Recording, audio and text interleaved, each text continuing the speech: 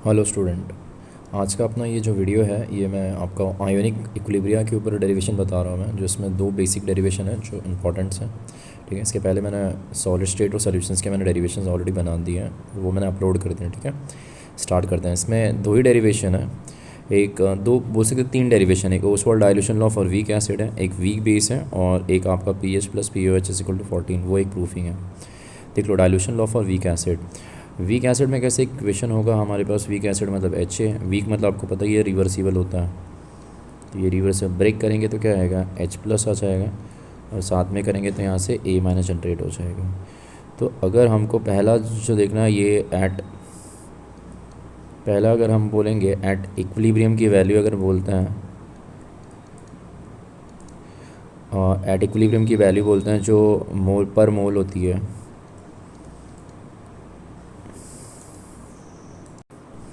तो at equilibrium जो आपकी पर मोल जो होती है इसकी अज्यूमिंग वैल्यू होती है 1 माइनस अल्फ़ा, अनआयोनाइज्ड है, ये अल्फ़ा होती है और ये आपकी अल्फ़ा होती है। लेकिन अगर हमको एट कॉन्सेंट्रेशन एट इक्विलिब्रियम निकालना है, जो मोल पर लीटर होता है, मोल पर डी एम क्यूब हो जाएगा ये आपका, मोल पर डी एम क्यूब हो जाएगा ये आपका, उसका अगर हम निकालेंगे तो कॉन्सेंट्रेशन आया तो कुछ नहीं करना आपको, वॉल्यूम से डिवाइड कर देना। ठीक है, ये एट इक्विलिब्रियम है, अमाउंट प्रेजेंट एट इक्विलिब्रियम है, अमाउंट प्रेजेंट एट कॉन्सेंट्रेशन है। ठीक है, अब इसमें हमारे पास हमने शायद 11th में आपने पढ़ा होगा लॉ ऑफ मास सेक्शन। तो लॉ ऑफ मास सेक्शन जब हमें निकालते हैं, तो अगर हमको एसिडिक कांस्टेंट की वैल्यू की ए की वैल्यू निकालनी होती है तो हमारा फॉर्मूला होता है प्रोडक्ट अपॉन रिएक्टेंट। तो प्रोडक्ट में अगर आप ध्यान से देखो तो प्रोडक्ट में आपको दे रहा है, एक तो आपका एच प्लस दे रहा है ये, और साथ में एक आपका ए माइनस दे रहा है, और अपॉन अगर हम लोग करने जाएंगे तो अपॉन रिएक्टेंट क्या है? एच ए दे रहा है। बस उसकी वैल्यूज़ हमको डालनी है।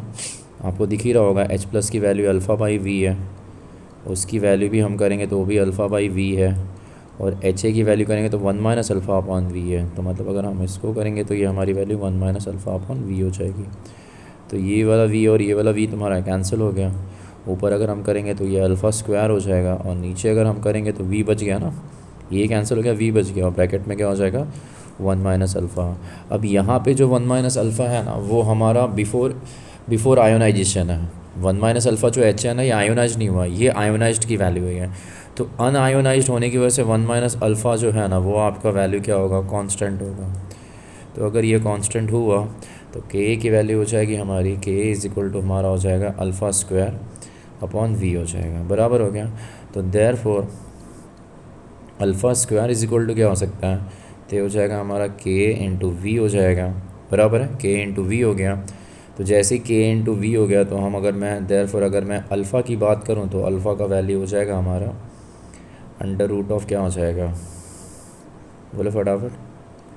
के इंटू वी शिफ्ट हो गया। बराबर है, या तो के इंटू वी हो सकता है, नहीं तो अगर हम इसको शॉर्ट आउट करेंगे तो इसको हम अगर यहाँ से अगर मैं निकालूँ तो मैं इसको 1 upon V into alpha square में लिख सकता हूँ। 1 अपॉन वी का मतलब सी होता है, 1 अपॉन वी का मतलब सी कॉन्सेंट्रेशन हो गया, तो सी इंटू अल्फ़ा स्क्वायर भी हो सकता है।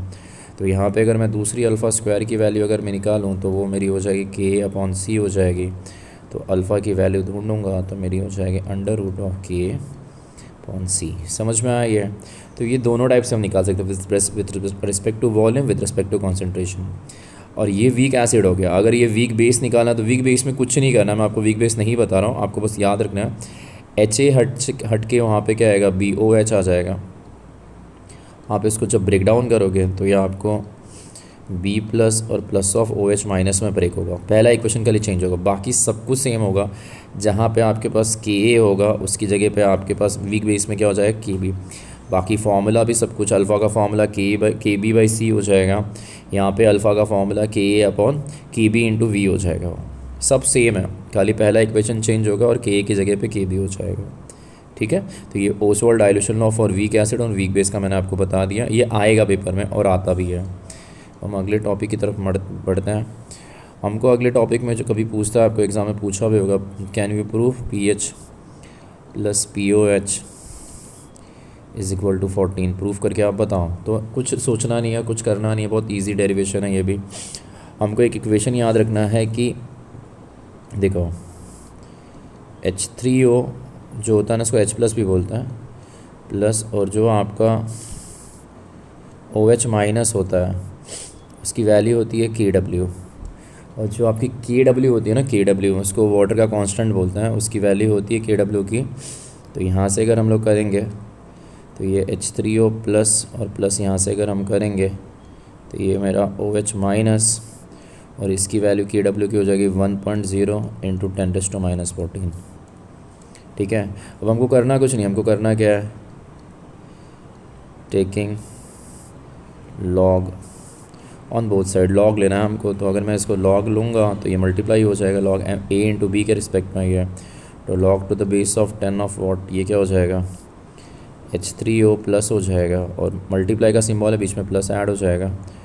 Log to the base of 10 of क्या हो जाएगा, ये OH माइनस हो जाएगा। और इसका लॉग अगर मैं निकालूंगा तो log 1 की वैल्यू 0 हो जाएगी और इनटू के फॉर्म में तो बीच में प्लस आएगा और पावर आगे आ जाता है। तो ये -14 हो गया। पूरे फैक्टर को माइनस से मल्टीप्लाई कर दो, क्योंकि यहाँ पे माइनस प्लस चाहिए 14, यहाँ पे माइनस है तो माइनस से मल्टीप्लाई कर दो। तो ब्रैकेट में minus two the log of base of 10 of what H3O plus हो गया, ब्रैकेट में डाल देना प्लस, फिर ब्रैकेट बनाना माइनस, माइनस अंदर लेना ना, log to the base of 10 of what OH minus, close कर देना इसको यहाँ से, इज इक्वल टू कितना हो गया 14। अब ये जो है इसकी वैल्यू होती है pH होती है, और ये जो बगल वाला था उसकी वैल्यू होती है POH होती है, इज इक्वल टू हमारा आ गया 14। मतलब pH की वैल्यू होती है, अगर कोई आपको बोलेगा pH की वैल्यू क्या है तो बोल देना negative logarithm to the base of 10 of what H3O plus है, या तो H प्लस बोल सकते हो, या POH की वैल्यू कोई पूछेगा आपको तो negative logarithm to the base of 10 of what OH minus है। ठीक है, ये बहुत इंपॉर्टेंट डेरिवेशन है, आपको 2 मार्क्स में पूछता है ये, proof that pH plus POH is equal to 14। ठीक है। तो जो आयोनिक इक्विलिब्रियम है उसमें 3 ही डेरिवेशन थे, वीक एसिड, वीक बेस और ये। ठीक है। अगर वीडियो आपको अच्छी लगे, आपको समझ में आए, तो प्लीज़ इसको अपने दोस्तों के साथ शेयर करो और इसको लाइक और सब्सक्राइब करो। अगले वीडियो में नए टॉपिक के साथ मिलते हैं।